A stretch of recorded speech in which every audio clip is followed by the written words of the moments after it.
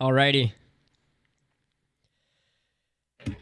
Ladies and gentlemen, welcome to the third episode of the Double Nickel Show.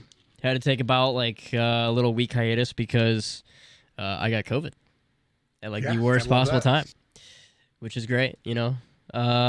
Anyway, I know we're going to talk a lot about the Bears preseason game, but I mean, we got a lot of preseason football to talk about. The Browns, I could not believe, genuinely could not believe that the Browns sent out Deshaun Watson on the field against the Jags. Shout out Jaguars fans for the "you sick fuck" chants. That was probably the best thing Jacksonville and their fans have done in quite some time. Arguably the history of their franchise. Yeah, arguably the history of the franchise. The greatest thing they've ever done was chant "you sick fuck" at Deshaun Watson. Jordan Love sucks. That dude stinks. Yep. That dude stinks, man. Oi. I mean, did you watch that game at all? Did you watch that game against? Dude, not good. Not good. Not good. I'm glad I didn't. He doesn't look good.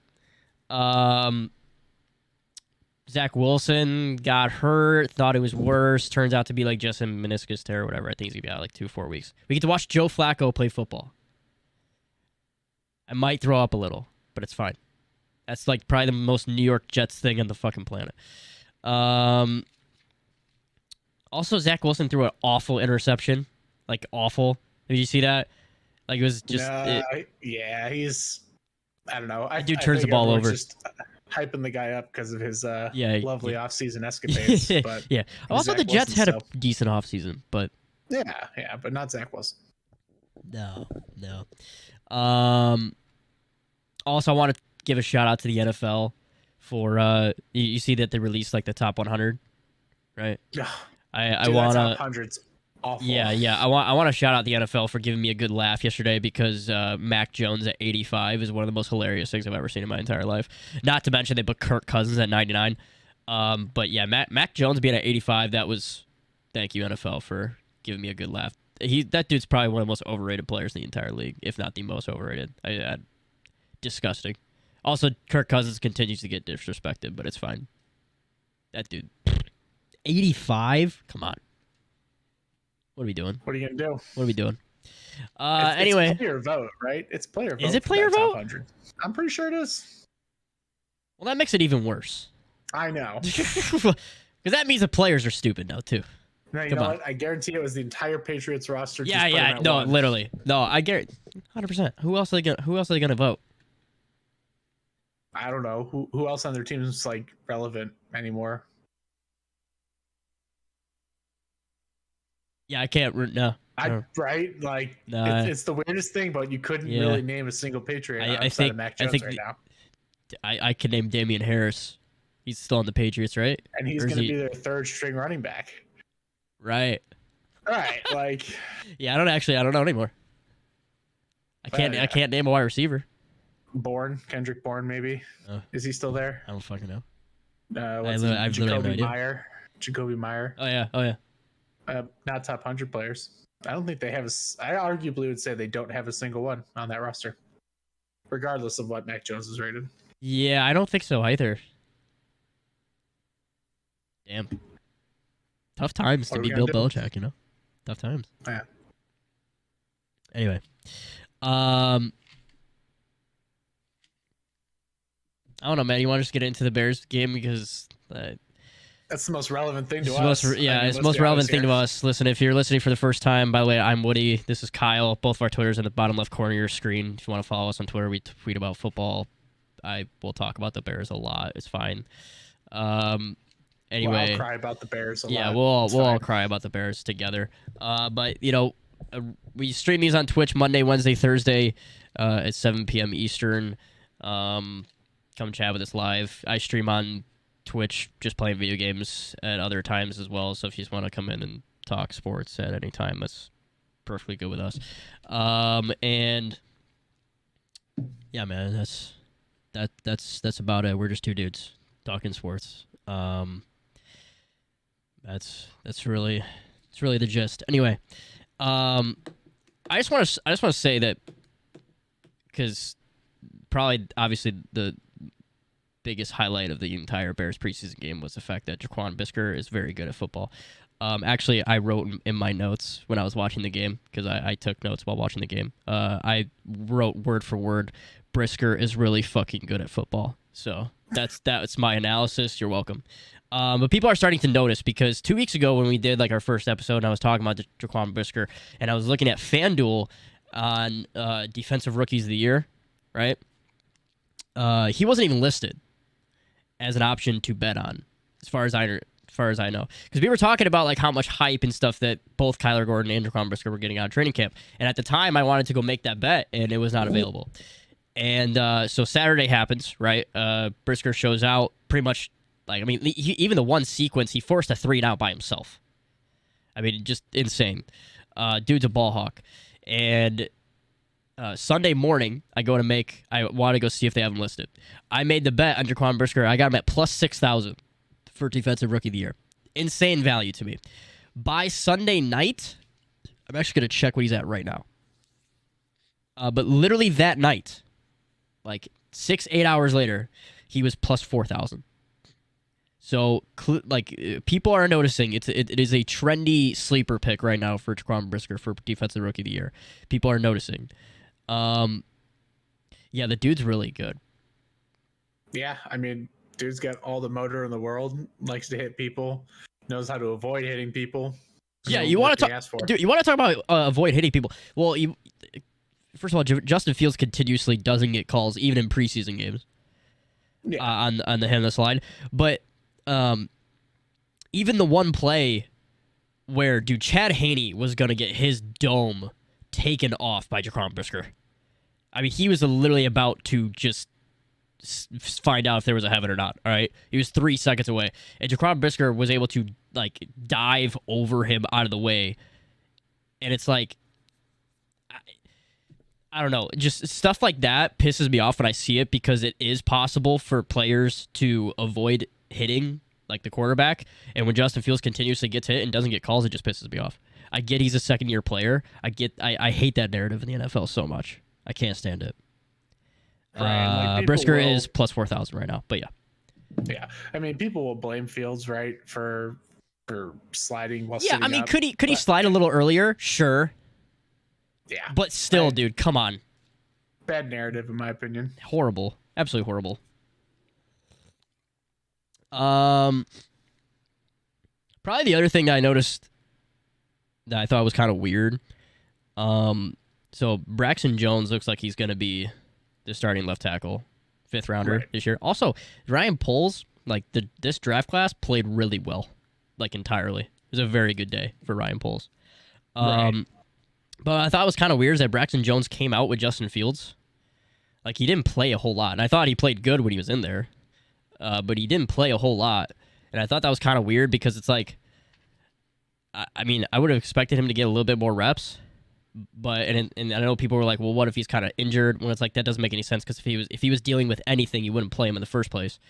I don't know. I just thought him coming out early was weird, but maybe not. Yeah, but then you go make the argument, and look what happened to Zach Wilson. It's like, well. It clearly, like, him coming out that early just tells you that he's the starting left tackle. Yeah. Because if he's not, that makes no sense to bring him out early. I don't know. Also, Larry Borum played, like, everywhere. Yeah, like, that was kind of bizarre. It was kind of, he was in for a while, too. I mean, he was into the third quarter. Yeah, he was into the third quarter. Left side of the line, right side of the line. He was playing outside, inside. I think he played left tackle at one point. He played right tackle. I think he played left guard. Yep. I'm not, and I think he's gonna get right guard reps this week too. Both him and Jenkins. So like, Jenkins I don't know. They're sending him everywhere, which, I mean, you know, okay. I think it's really just a chance for them to like evaluate what they have beyond their starters. I think they already have the idea set in their mind. It's going to be Braxton Jones, Cody Whitehair, Lucas Patrick. I think the right guard's probably the most in question between Schofield, Jenkins, Borum, whoever they decide to throw in that mix, and then Reef at right tackle. I would expect it to be Schofield week 1. Yeah, I would agree. Just the veteran presence there is going to give him a little bit of an edge. But I think, like, honestly, though, you got a good rotation going. Like you're telling me you can rotate Jenkins and Borum in throughout the games and stuff like that. And plus, clearly Borum shows some flexibility. Right. Where, if you need to give him a few reps at left tackle to give Braxton Jones like a break or something like that, you know what I mean? You could do that. Et cetera, et cetera. Also, maybe an injury won't kill the team like we've seen in the past. Maybe it won't be so detrimental. All I know is as long as we don't have Sam Mustipher on that offensive line, that is all that matters to me. Yeah. That's very true. Very true. Sharp made a couple splash catches. Pretty good. He probably earned a roster spot, honestly. Oh, yeah. I think that locked his roster spot. But him coming into camp, even as a signing in the offseason, he was kind of a guy you thought could take a roster spot, right? He had a decent track record as in Jacksonville and stuff. He wasn't really competing strongly with the rest of the people on that roster. Who's really better than him or has a longer history? Well, that's the thing. We were talking about this before. After Darnell Mooney, there's not those guys are there's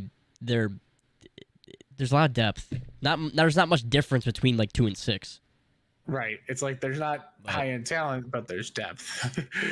Yeah, I know it's not very good, but it's also not there's not a drop off. Also, here's at the bottom right of your screen, you're gonna see our Twitch chat. There's Javier saying, "I agree. He knows nothing about sports in his entire life, but it's okay." Thank you, Javi, for supporting. Thank you, Javi. Hope you're doing well today, dude. This guy. Although he knows everything. Oh, very true. Yeah. I was gonna say, in terms of receivers, though, there's part of me that's wishing, going back to that draft, that maybe Kyler Gordon was instead George Pickens or something. Okay, actually, you know what? I was gonna talk about this, and I feel like just because you segue into it, I'm gonna do it now. Hey, you two, go Spurs. Go Spurs. Good franchise. I respect it. Yeah, I respect it. Yeah, it's okay. It's the fundamentals. That's exactly the franchise. Yeah, I know. I love Tim Duncan. Anyway, I'm gonna talk about this now just because you segued into it by talking about George Pickens, which apparently George Pickens is getting a lot of hype in Pittsburgh, but whatever. So if you're a Bears fan, you're probably familiar with Adam Hogan and Adam Johns. They run a podcast that's probably the most well-known Bears podcast, easily the best as well. No offense to anybody else, but they had one a couple days ago, and I think even you don't even have to be a Bears fan to listen to this podcast because it's really just if you're a football guy in general, it's a very interesting one to listen to. It's it's an hour and 50 minutes, and they had talked to 3 different reporters from Buffalo, Cincinnati, and LA, talking about the development and evaluation process of Josh Allen, Joe Burrow, and Justin Herbert throughout their times of their first couple years in training camp, stuff like that, and comparing it now to what the Bears have with Justin Fields, trying to figure out what we have in Justin Fields, basically, and comparing their journeys, right? And I listened to the entirety of the hour and 50 minutes, and my conclusion, everything that podcast told me is that the Bears should trade for DK Metcalf right now. And if it takes Roquan Smith to do it, I'd do it. Yep. Because if there's any similarity between what Buffalo did with Josh Allen or what Cincinnati did with Joe Burrow, same thing with Justin Herbert, in every scenario, there is high talented, veteran-ish type of presence, especially in terms of the receiving core, but there's investment. There's high investment into getting talented guys around their quarterback and also choosing guys that fit the style of play that their quarterback wants. So in Buffalo, they prioritize good route runners. That's the reason why they got to Stephon Diggs in the first place, and guys like Cole Beasley. Cole Beasley is a fantastic route runner. He's not going to be in any top 10 wide receivers in the NFL or anything like that, but those type of investments, guys that they knew that that's the type of receiver that Josh Allen would love, right? And obviously in Cincinnati, they bring in Jamar Chase for Joe Burrow because they knew that they would have a connection, between the two. You have Keenan Allen, etc. in LA with Justin Herbert.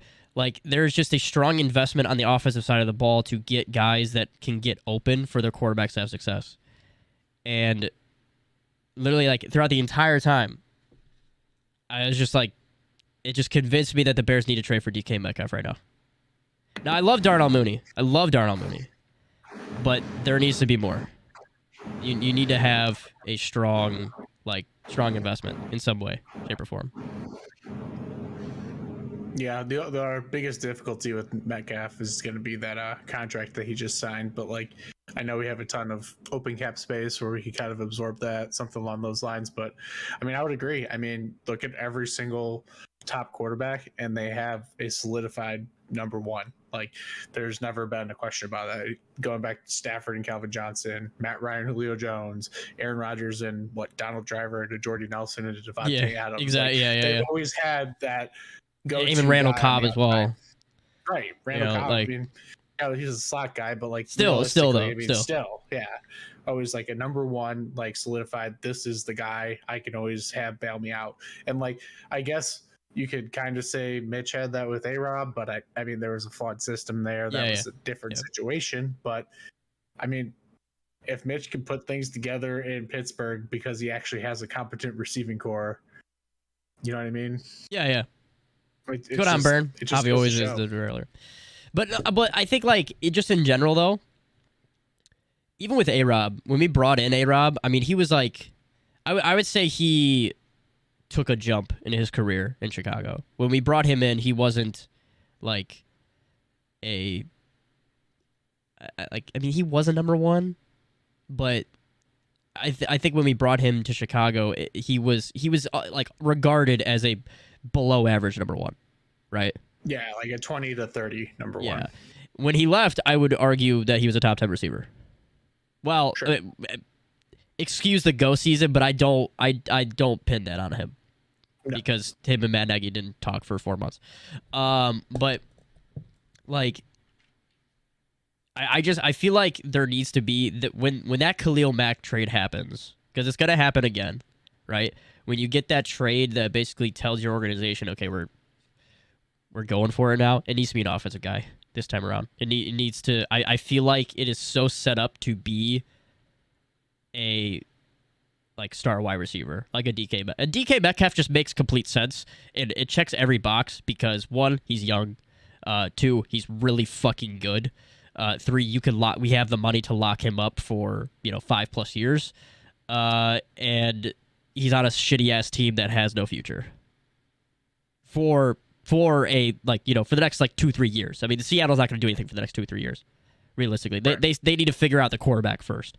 That's number one, and they haven't done that. So and even if you could say Jimmy Garoppolo, that team's not going to do anything with Jimmy Garoppolo anyway. So from a Super Bowl standpoint, they are years away, and DK Metcalf is only going to waste his career if he stays there. And it makes sense from Seattle's perspective to trade DK Metcalf and get, a lot of capital back, right? So, that's why I just say DK Metcalf, because it just makes sense, really, all around. But yeah, that podcast literally convinced me that it needs to happen. Now. I'd do it today. I would trade Roquan Smith for DK Metcalf today. I would agree with that. I think it's easier to replace a linebacker in this league, especially when it's an off-ball linebacker. I mean, if it's a player like Khalil Mack or someone who's an edge rusher, then you have to kind of question it just because the value you have on putting pressure on the quarterback in this league. But yeah, I mean, obviously he's not going to start. That's not what I'm insinuating, but look how much you can see from a kid like a rookie, Jack. What's his face? Oh God, Sanborn. Yeah, Sanborn. Yeah, dude. Yeah, no, well, here's the thing. The thing I loved about that was probably the most interesting preseason game I've ever watched in my entire life. That was probably this is gonna be the weirdest thing I've ever said, but that was the best second half of a preseason game I've ever watched in my entire life. No, it was first of all, the energy was different. You could tell, I could already see the Matt Eberflus effect. It just looked like guys, especially on the defensive side of the ball, were playing faster. It looked like they were playing faster. It looked like they were going after the ball harder. There was just more energy. I don't know. It was different.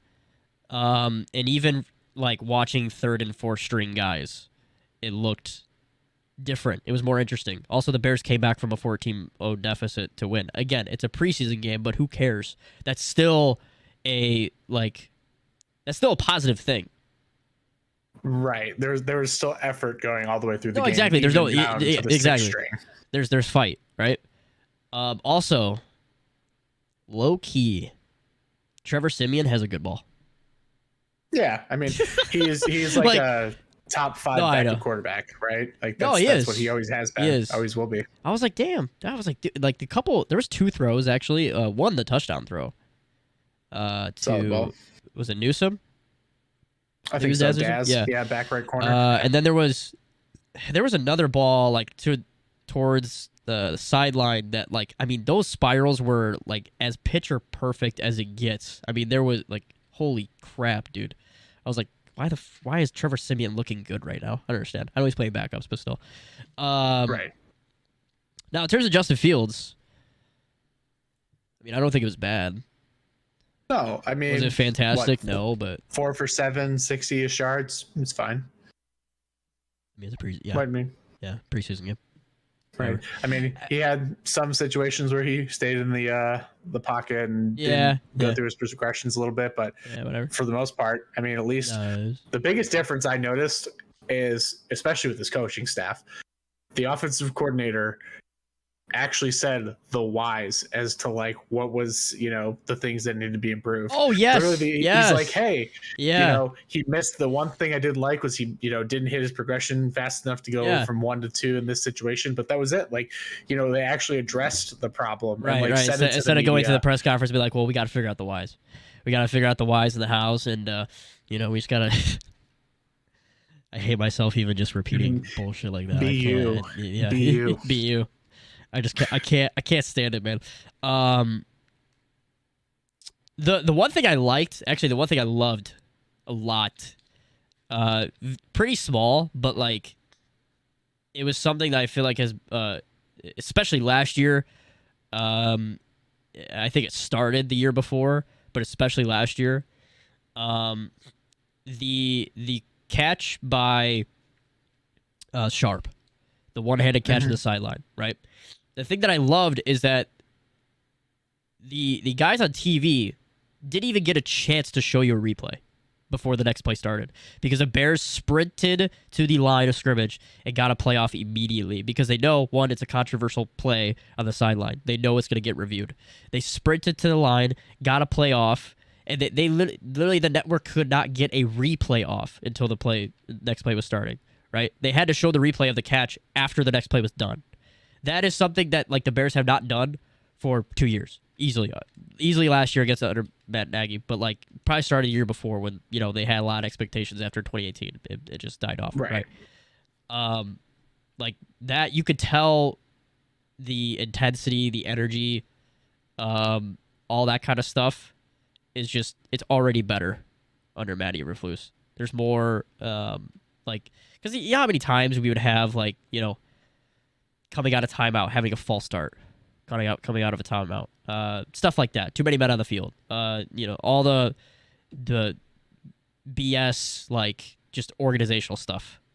Yeah, mental errors. Mental errors under Matt Nagy was horrible. Yep. And you never saw them sprinting to the line and stuff like that. It was just different. It was different. Yeah. It was refreshing. Yeah, there's a sense of urgency with how the players came and approached this game. Even if it was a preseason game, like refreshing is the perfect explanation of how you can call that one. Other side notes, I thought Dominique Robertson played well. I honestly kind of like him. He gives me very much so Travis Gibson vibes. Oh yeah, I like him. Late round pick, really high athleticism. Wide receiver converted to defensive end, so like he's gonna have that really natural bend. Something that every defensive coordinator covets is a super athletic D end. Now whether he can put it together, that's to be determined. But like it's a 5th round pick, you take the high athlete at that point. I thought he played really well. Also, I think Ebner might be better than Herbert in general. And I think we're going to see a lot of Ebner this year actually because one. He was drafted by this, staff in terms of Ryan Poles. He was drafted by Poles. I think he's a better receiving back than Herbert. And I'm not sure if you get much more than Herbert. Like, I'm not sure if you get much more out of Herbert, just straight running wise than you do with Emner, and you get an upside with Emner in terms of receiving. Also, like Herbert's pretty much a Montgomery. Yeah, just smaller. He's a little smaller, but like in terms of style of back, they're pretty much identical. And you want you want some flexibility. Like you want to give different looks. That's why Tariq Cohen was, a good thing here for a bit until his body died on him. So yeah, I think Emner probably is not going to see much more of the preseason. I mean, maybe not much more of the preseason, but he's going to get a good amount of reps in the regular season. I think he's probably going to be the number 2.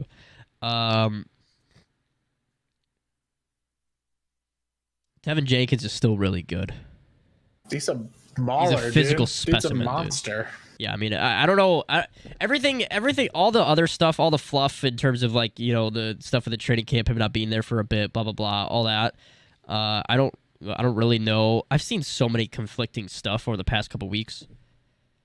With him, I don't know what's going on there. It seems like now it's good. I don't know. It seems like they're good now. Whatever was happening, seems like they're fine.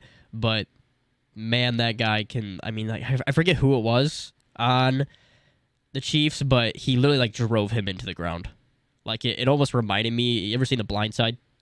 Yep. Yeah. Michael Orr. Yeah. And hitting the one scene of him just blocking the dude off the fucking field in the end zone. It reminded me of that. I was like, the guy is massive, disgustingly massive, and if we can figure out the mental side of things and all that dude's gonna be a good football player.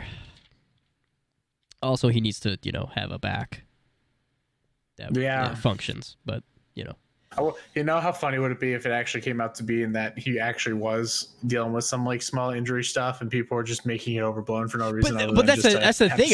That's some reports that I've seen now is that it was just injury stuff, and I don't like that. I've seen so many conflicting things. I don't know.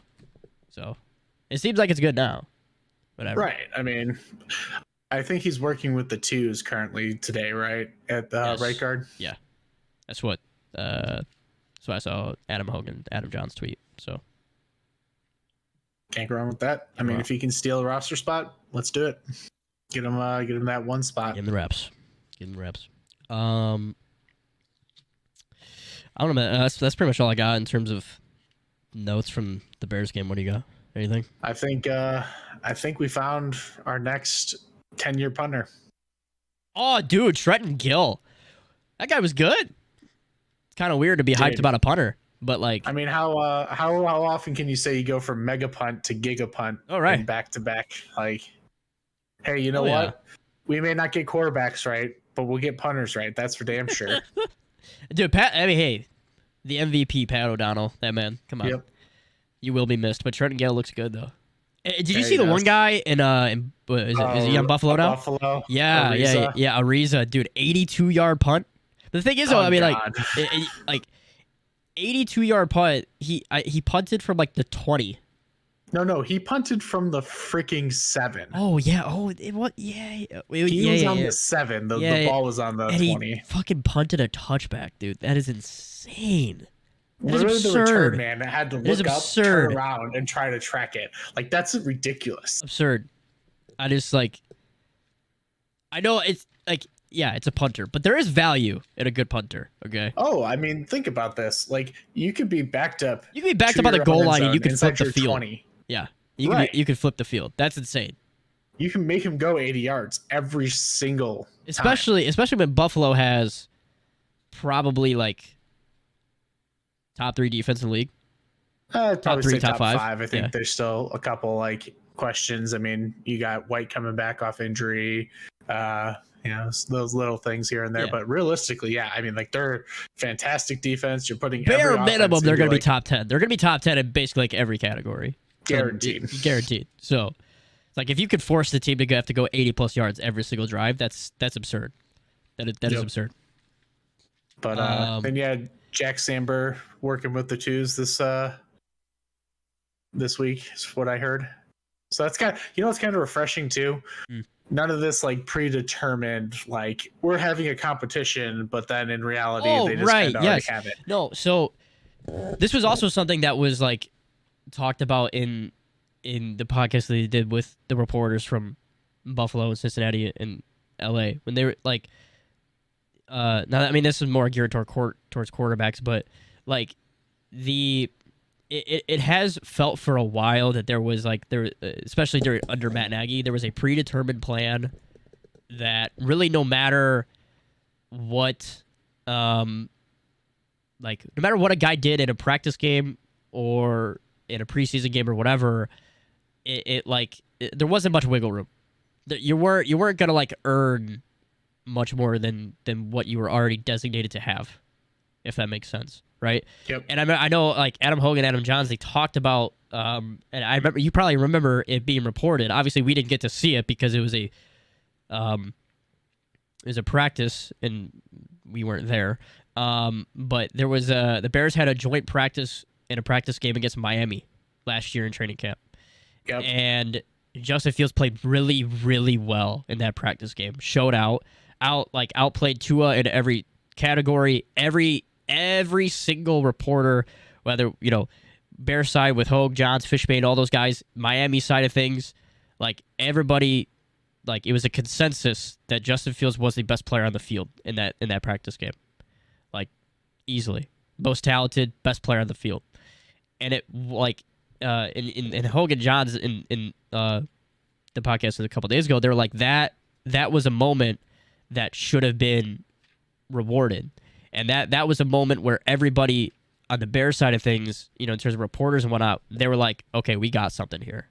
Like this guy's clearly better than Andy Dalton, clearly the best quarterback on the roster, and obviously proved that. And that should have been rewarded, and that should have been, from that point on, he should have been like, basically that point on, he should have been the starter. He should have been getting first team reps in training camp from that point on. He should have been getting, first team reps in preseason from that point on. He should have been getting first, like everything else, right? Should have, just from that point on, it should have been obvious. And that's obviously not what happened. We know this now.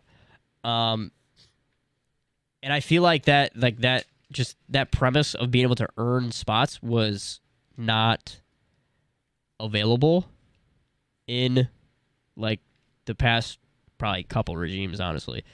But I feel like you could tell there's a difference in the play when you can earn something. Because you saw Right. it in the second half with the sense of energy and urgency that the guys were playing with. I mean, Sanborn showed out, and he earned second team reps this week, and he could continue to earn more in the second preseason game on Thursday against Seattle. But, Right. The perfect explanation of like that whole situation was during Nagy's time was when we had Rodney Adams literally week in, week out in preseason, putting up nearly 100 yards receiving in the preseason games and like touchdowns and like making, extremely well contested catches and just performing on a player by player basis, like exceptionally well. And then they still gave the roster spot to Javon Wims, who we know now wasn't worth even the roster spot. He wasn't even worth the money we were paying him. No. Like, why not give the guy who actually had, some dog in the fight, played the game with like class first and foremost. Like, they preach this character thing, but in reality, it kind of felt like it was wishy-washy in the backs behind everything. I mean, I just, it was actually kind of weird. They didn't show Matt Nagy like at all in the broadcast. Did you notice that? Like the entire game, they didn't talk about or show him. He doesn't have like a solidified role as like a coach. Yeah. He's like an analyst or whatever. He's a quarterback's coach, technically. Is he? Yeah. Yeah. They had some weird title on him when they did show him. Yeah, there was like a he's technically senior. Yeah, analyst. He's senior assistant and quarterback's coach. That's what he's listed as. But whatever.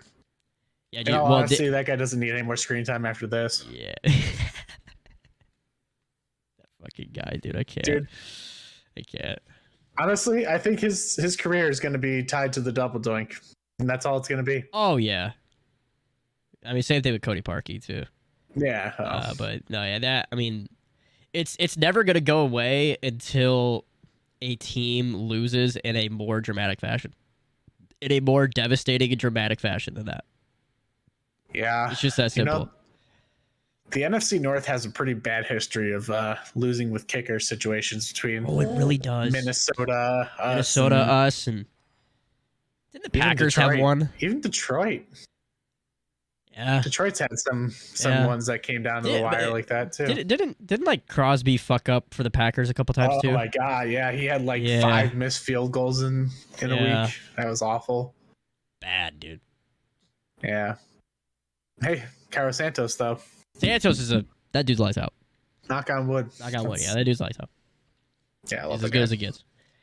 I don't know, man. I mean that's about all I got for the Bears. I mean, we play Seattle on. How does I wonder how the preseason games are going to work because how was it last year? It was actually kind of weird because we had this weird situation with like the quarterbacks and stuff like that. But is preseason game number 2? Is that like? Remember before when there was 4 games, week 3 was always the game that was like the starters play the most. Yeah, I would say like is the second game now going to be that game, or is it? I mean, yeah, you probably see him play like maybe a whole quarter, the starters, and instead of 15 plays, 2 drives. Yeah, I'd say like whole quarter, maybe go a little into the second. Like if you have like a sustained drive through the quarter, I'd still say pull him there, and then you probably get a full half in preseason week 3, and then in week 1. Yeah, I mean it's fine. I do kind of wish I understood the roster cut situation a little better because then it would kind of give us a little bit more of an indication of how much time everyone's going to get for evaluation. Well, I forget who tweeted it earlier. I think they have to cut it down to like 85 this week or something like that. Well, I forget. It might have been. You follow the Bears blog? I think I do. I only sporadically see things. Yeah, I can't remember who exactly tweeted it, but apparently Saturday, there was 4 different injuries that are. He didn't say any names or anything like that because it seemed like I think it's guys like at the bottom of the roster or whatever like that. All are already those fringe guys, but it seemed like there was 4 injuries that were looking like they're long term, and that those are basically going to take up the roster moves for the Bears. So checks out. You know who I actually kind of hoping makes the roster this year? I really hope Snowden makes the roster this year. I like him. I do too. Between him, Gibson, Robertson, Quinn, I think you got a nice blend of like athletic defensive ends. None of them are premier talents by any means, but just good role players that could etch out, couple year deals, be good rotational pieces for their career kind of deal. Yeah. Can't go wrong with that by any means. Also, I think there was something else. Actually, this is something we could talk about because it has to deal with the injuries. Soldier Field, dude, was abysmal. I mean, we know how bad Soldier Field can be. We've seen it and how bad it can be. Okay, those pictures and whatnot that were going all over Twitter before the game started, and videos like you can literally see when the players were running and stuff like that, they were kicking up sand when they were playing.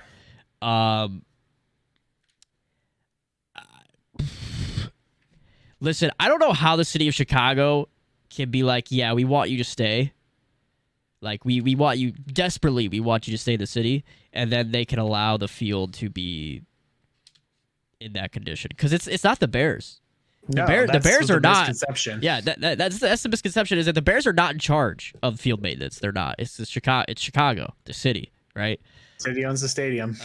So like, I don't know what the fuck's going on over there, man. I don't. But that, like, I mean, to me, the NFL needs to like step in there and be like, okay, listen, you need something better than this. But apparently, it was reported that the inspection or whatever Soldier Field passed it because apparently there's one that happens like every game day or something like that by the NFL, which makes sense. But apparently Soldier Field met those requirements. So I don't know what those requirements are, but apparently they met them.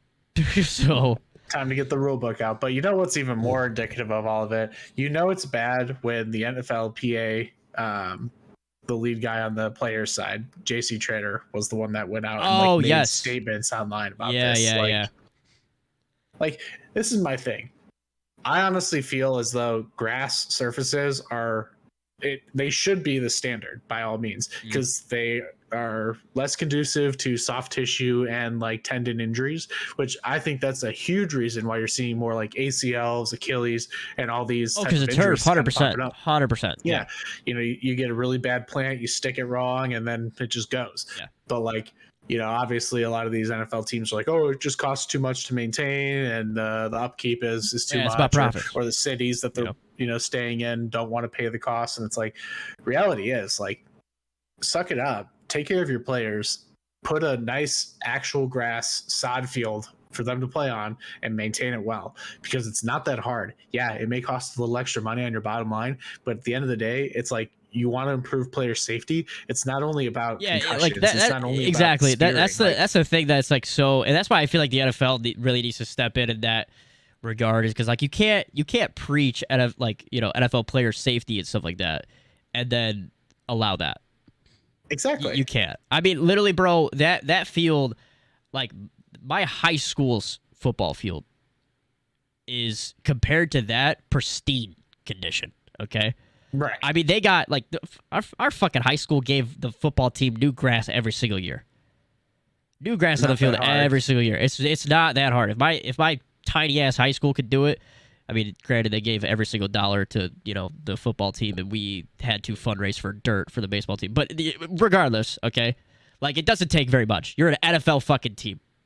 This is like, and I understand they're not in charge of like keeping the field and stuff like that, but like again, you're the city of Chicago. You want them to stay. I don't like. You're like, yeah, dude. I don't want. We don't want you to go to Arlington Heights. We don't want that to happen. We want you to stay in the city. We want we'll renovate Soldier Field for you. We'll put a dome on you. How about some fucking grass, dude? Fuck the dome. Give us some grass to play on. Give us some unreal. Honestly, I feel like the Bears at this point just want to move for the sake of we can control that situation. Like, God forbid. Spare no expense for the Hall of Fame Becker Field. Very true. That's the field that our high school was on. But I just unreal, man. I don't know. That was embarrassing. And what's the worst part about it too? Like, I understand wanting to stay in Soldier Field, right? Like, there's a lot of history in that venue. There's a lot of history being able to play in the city. Oh, sure. But man, they're really not putting up an argument to stay there. That's it. Like, we were talking about this before. Like the idea, their first solution is, we'll put a dome on Soldier. That was the dumbest thing I've ever heard. Like the dome is not the problem here at all. Like the parking is awful. Yeah, the problem with Soldier Field is, I mean, it's an older stadium and whatnot, but like the problem with Soldier Field is where it's at. It's terrible. It is not accessible. It is like the parking is awful. Getting there is not a good experience. It's not. And like it's just like, but like to be fair, Soldier Field doesn't have the history that like Wrigley or Fenway has. Honestly, one of the only stadiums I can think of in the NFL that has that type of namesake is Lambeau. Well, yeah. I mean, there's actually only two stadiums in the NFL that are not they're not bought, basically. They don't have bought naming rights. And that's Lambeau Field and Soldier Field. Those are the only two left in the NFL that don't have some type of company's corporate sponsorship. Yeah, corporate sponsorship. They're probably, at this point, they're probably the two most historic stadiums in the NFL left. Obviously, Bears-Packers just in general is probably the most historic like matchup and rivalry in the NFL, and probably in sports. Against like the Yankees and Red Sox and stuff like that, right? It's just that, I mean, that's what makes it even worse too, is like, how can you let a historic field, does it have the historic Does it have the history equivalent to like a Wrigley or Fenway? No. But in terms of the NFL, like I hate that a historic field like this is being kept the way it is. It's embarrassing. It's just embarrassing. And then especially with like the transition that the NFL is making with all these new stadiums, right? Like go look what they did in LA and SoFi. They built an entire entertainment center around the venue. Like it's becoming more of an experience for fans to actually not even just attend the games, but go elsewhere, like to the bars or like shopping and things outside of the venue. Like there's no way Chicago could even facilitate something like that with where the stadium's located on the river or on the lake. And like to like old Yankee Stadium to new. Well, yeah, I mean, at least with like in terms of the old and new Yankee Stadium, I mean they were able to build a new Yankee Stadium like across the street, right? That's not available. There's no space, there's no zoning, there's no there's no opportunity there. Which like so you know I mean your option if you're Chicago to try to keep the Bears here is build a new stadium, but like you have to renovate Soldier Field, right? But I just don't like the renovations that are needed. I don't think they're possible. Like where you need better parking and stuff like that. You can't just like create new land. Like I don't know. Like right. I mean, I just don't know where you're gonna put things. Yeah, and I guess if you're looking at it, like I just looked this up. So I guess Soldier Field is officially not a protected landmark anymore. So theoretically, you could tear down the venue, but like. Why would you do that though? It's still a terrible spot. Right, like exactly. So, I mean, unless you were to completely like rework all the highway around it, or there's just like there's just so much. I mean, there's so much that you would have to do. Yeah, I mean, and why would the Bears do that? No. Why would the Bears agree to that? They would try to pawn it off onto the city of Chicago. That it would kill people's taxes even more, and it just becomes more cumbersome. No, yeah, there's whole domino effect there. But like, I don't know. I just give us some grass, dude. Like, please. Hear me out. There's a really big cornfield between Wilmington and Kankakee, right down 57. Here we go. There is a really big cornfield there. There is. It's very true. Like it's just, I don't know, man. Hey, the Bears get their own Field of Dreams. For real. Make it Blue Mountain State-esque, if you will. Make them build it themselves. Speaking of the Field of Dreams, did you watch the Field of Dreams game at all? I did. You did? Yeah, I watched. Yeah. I watched most of it. I think I watched like the 6th or 7th inning or something like that. Not gonna lie, it was kind of boring, but yeah, game is boring. Yeah, but it's teams. Yeah, two shitty teams. A pretty boring game. Definitely not as good as White Sox Yankees last year. I know I'm a little biased because I'm a White Sox fan, but like I feel like if you're a baseball fan in general, that game was as good as it gets. I mean, it was an 8-7, walk-off homer in the bottom of the 9th win for the White Sox, and that. I mean, it could not get better. I actually really liked their uniforms from both teams. Those uniforms that they had this year were very clean. I agree. I agree. I like those a lot. They were very clean. I'm not sure what the viewership was. But probably not that great considering the situation of the franchises. Well, Cubs fans are loyal as fuck, though. We know that. That's true. But been there, done that. But I think the Reds have like 3 fans in total. So, I gotta say though, I do love Great America Ballpark. Their stadium's fantastic. I actually haven't been. I've seen it on TV stuff like that, but it looks pretty good. The food options, like it's a good place to go. If you ever get a chance to go to a game there, highly recommend it. It's about an hour, 40 minutes drive for me, and all the parking in the world. There's a nice little like strip that connects between the venue of the stadium for the Bengals and between the Reds. Like there's a huge strip that has like bars lining it all blocked off. Like you can walk between the two stadiums without any cars. Freaking awesome. That like we went to we're going to another Diamondbacks game. Like beginning of September. When we went to the Diamondbacks game like a few weeks ago, like that stadium is fantastic. It's just there's like there's no fans because the Diamondbacks suck, but people in Arizona are not like most people that live in Arizona are not from Arizona. So like there's no Diamondbacks fans.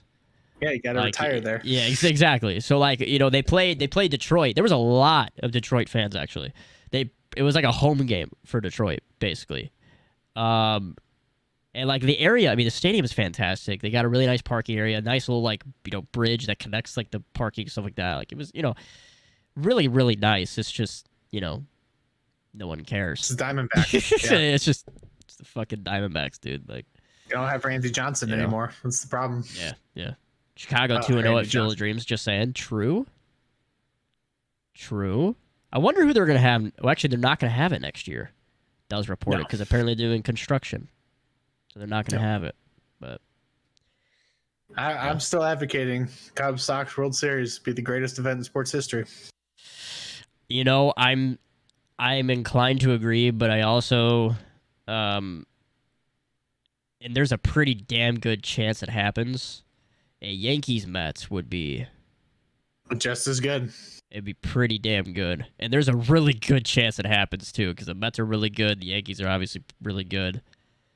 Yeah, I mean, what's the best part about having a crosstown classic World Series is the simple fact that the players wouldn't have to travel. Right. The quality of baseball you're gonna get, where the guys don't have jet lag. Yeah. Oh, that's the dream, right? Like that's the reality. Yeah, dude. Like the only traveling you gotta do is just like take the red line. 10-15 minute train ride, you're there, bro. A little dangerous. Might be a little dangerous for those guys. Yeah. They gotta do a Cubs White Sox game there. They just have to Field of Dreams with having like the 1906 uniforms. That'd be really cool, actually. That would be sweet. That'd be pretty sweet. I would agree with that. I feel like the NFL should do something like that. Oh yeah, absolutely. I feel like it'd be really cool. It would obviously be Bears Packers. No, and that's not even me like us being biased because Bears Packers, but like I mean it would just make sense completely. Right, your rotation would probably be like what Bears Packers, Giants Cowboys, and Pittsburgh and Ravens. Yeah, something like that. Yeah. That'd be great. I mean, yeah, they gotta do something. The only thing they're doing is like the London games, dude. Oh, I'm not gonna be able to watch a single London game this year. There's just no way. Because they're gonna be super late for you. Well, yeah. Those games are gonna start at like what 6 a.m. now for me. Good lord. Yeah, no 6 a.m. because the London games have started like 8 or 9 before Central Time. So PST is gonna be like 6 a.m. That's disgusting. That I listen. I love football, but I mean, plus most of the time their London games suck. Yeah, they usually have like the Jaguars. Yeah, over there, exactly. They send like the Jaguars over there. It's like, dude, I'm not watching that. Like, come on. Until Trevor Lawrence shows that he's something worth watching, like, what's the point? You know what I thought was really funny? Did you watch the Hall of Fame game? I did. They the way they were talking about Jacksonville. I mean, obviously they were just kind of doing it because it's like the first game of the year or whatever. They gotta, talk. They're not gonna talk shit about the teams that are playing on a national broadcast. But they're like, yeah, man, he quietly watched the Jacksonville Jaguars this year. Head coach Doug Peterson and Trevor Lawrence and this team. Could they be a surprise team like the Bengals were last year? I'm like, no, they can't. No, no, they cannot. I think Doug Peterson's a good coach, and I was advocating for him for the Bears coaching job originally. But like, no, that roster is no. They just gave Christian Kirk like $1 billion. No, that's what I was gonna say. Like shut up, dude. No, Jamar stop. Like, please. No. I know you're trying to be nice, but no. Yeah, I honestly think this year football is going to be a lot better than 2021. I think it's going to be. Dude, I think this year's going to be so really fun. Good. I think this year's going to be so fun. The AFC is going to be a lot of fun. I think the Bears season is going to be. I mean, listen, I've been on roller coaster. I've been on record saying that I think the Bears could, sneak in with 10 wins just because how bad their schedule is, and I believe in Justin Fields and the rest of the roster. And also I believe in Matty Eberflus and that coaching staff. I like Luke Getsy. But anyway, I just think it's gonna be a lot of fun. I think the Bears are gonna be interesting enough, and the AFC is gonna be really fucking fun. I love the Raiders. I want Derek Carr to win so badly. Love that dude. They're my sleeper team to root for this year. And I don't know. I just there's not a whole lot to like not like. Yeah, I agree with that. You know? I don't think, I mean, maybe there's like a couple bottom end teams that you still expect to be there, but I mean, outside of that, I feel like there's only a handful of those as opposed to like actually competitive teams this year. I feel like every game there's literally 20 teams. There's like no, exactly. I mean, would I be shocked if, you know, like a Minnesota makes a run with Kirk Cousins and Kevin O'Connell? No, I wouldn't be shocked by that. Would I be shocked if the Rams repeat? No. Would I be shocked if Tom Brady and the Bucs make another run? No. Would I be shocked if Cincinnati is able to make a run? No, because they didn't get worse. They got you're going into, you know, more experience with that roster, and just and a better offensive line, and a better offensive line. Collins. Right, like the dude's a stud. They got better. Would I be surprised if the Bills finally make their run with Josh Allen? No. Would I be surprised if the Raiders were able to make a sleeper run? No. Would I be shocked if Denver makes a run with Russell Wilson? No.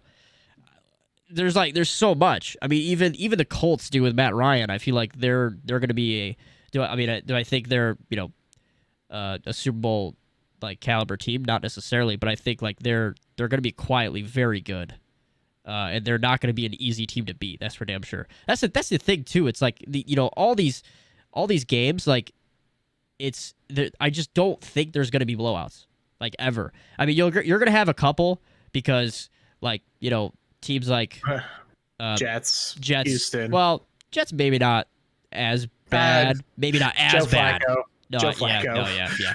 But like you still got like your Texans, the Seahawks, Giants. I mean, those teams are really, really bad. But even your Lions are with Dan Campbell. Like that roster's not terrible. Jared Goff fucking stinks, but I don't think they're like blowout worthy of a roster. Man, Dan Campbell makes me want to run through a goddamn brick wall. Dude, I'm telling you, have you watched Hard Knocks at all? Watched the first episode? I have not yet. I'm gonna wait to binge that. Love that. Would I be shocked if the Packers made the playoffs and got past the first round because that's standard Aaron Rodgers? Yes, I'd be shocked too. Dude, honestly, between even like the Ravens and the Pittsburgh Steelers, like they have shots. Dude, yeah. Okay, you know what pissed me off? Everyone was talking about Kenny Pickett this past because of preseason. Mitch looked like he was Mitch was come on. Oh, guess who went to the casino yesterday and put that honey on comeback player of the year, Mitch Trubisky. Did you actually? You put 100 on? Yes, sir. Yes, sir. What was the odds? It was plus 14. $100. Hell yeah, dude. I mean, I only have 10. I did that a while ago, but Mitch Trubisky, dude. Listen, people talk about Kenny Pickett. Even Tim the Tatman tweeted Kenny Pickett's the future of Pittsburgh. No, it's not. It's fucking Mitch Trubisky. Wait. He got a recommendation by Tim. You know it's already flawed. You know Kenny Pickett's toast, bro. Yeah, Tim already tweeted about it. Yeah, he's toast. He's gone. Got her. Career's done. Over. Career's done. Tiny hands, actually, might as well just cut him. Double glove, tiny hand to Pickett. Dude, I'm so excited to watch Mitch in Pittsburgh. So excited. Cannot wait to see how that goes. Only one QB in Pittsburgh kisses titties. That's all we need to know. That's all you need. I will say the one thing I feel like everyone is in agreement on is fuck Deshaun Watson and the Browns. Damn right. Yeah, I feel like everybody's collectively. I feel like dude, I could not believe the Browns sent him out there. And also, he sucked, by the way. Oh, he was bad. 7? 1 for 7 yards. He was bad. He looked bad. It didn't look good. See some training camp video today too, where he just overthrew people in the end zone like 4 times. I didn't see that. Dude, he doesn't look good. Which is weird. Like, hate the guy. Terrible person. I know dude. Yeah, the Browns are going to be the Astros of the NFL right now. Every single game, you're going to get the you sick fuck chance. If he's actually, he doesn't even have to be on the field. Actually playing. But if he's like, when you're suspended, if he does end up getting suspended, you can't like be he can't be at the game at all, right? I don't know. Oh. Like if he's on the sideline in any way, I think just in general when the Browns play, they're gonna get chance. But like if he's on the field in any way, oi. Man. Oi. And you have like offensive lineman, what's his name? Joel Benito or whatever his name is, trying to defend him, being like, we understand this is gonna happen, yada yada. Like, no, dude. You know it's literally corrupting your entire team's morale. Like, there's no way you're gonna stay together as like a group. Oh, dude, I would like if I was on the Browns and after I would request a trade. 100%. Kareem Hunt out of that a million percent. Yeah. Which, by the way, Kareem Hunt, I know people are talking about like what his value is. Dude, his value is like a bag of potato chips and a McDouble. Yeah, I mean, like, if I was a team that is needing like a solid running back to make a run, you maybe toss like a 5th or 4th round pick for him. Maybe. I mean, he's that talented, right? Like, realistically, but it's like plus, like, I mean, if you're even in trade talks with Cleveland, like, what does Cleveland doesn't have any leverage here, like, at all. No, that's my point, though. Like, you can literally give them none. Barrel. They have Nick Chubb, and I forget who's the one backup that was in while both Chubb and Hunt. Johnson. Yes. Like they have Nick Chubb, they have Johnson. Like they have no leverage to get anything good for Kareem Hunt at all. I mean, if I was Cleveland, I'd trade Kareem Hunt for again a bag of potato chips and a McDouble. Like, I mean. And if I was offering anything, that's all I would offer because I don't know. I don't know what's going on there. But, like, yeah, in terms of fantasy value, Kareem Hunt, not very good. No. Although I will say, they get rid of Kareem Hunt. Chubb's going from running back 13 to running back 7. Stock on Nick Chubb goes up a little bit. Sir. I can see the headline now. Chubb up and ready to go. Chubb wants to pull out, but Deshaun insists he finishes here. Jesus Christ. All right. Well, I think that's pretty much. That's everything football. I think that's it for today. Absolutely. I mean, that was a solid hour. Absolutely. So we'll be back here Wednesday. Yeah. Sure. 7 p.m. Eastern. Again, our Twitter's in the bottom left of your screen. Go ahead and follow us. We talk football, blah, blah, blah, a lot. Tomorrow, I'm going to be watching baseball because Dylan Cease and Justin Verlander go head-to-head. That is literally the AL Cy Young race right now. Those two guys are having some of the best years of baseball history in terms of pitching. Dylan Cease has literally given up like 2 earned runs in the past 3 months. Such a good matchup. I will be watching that tomorrow. I know we have more preseason football this coming. What's our plan for Thursday? Actually, I think the Bears. Flexible. I think the Bears play. They do play on Thursday this. I think they do. Is it a night game? I believe so, sir. I think they play exactly. Time. Yeah. It's 8 p.m. Oh, so we could do like an hour leading up to it, I guess. Hour before. Yeah. Hour during. Whatever works for you. Whatever. You can do whatever. All right. That's pretty much it. Hope you guys have a good rest of your day and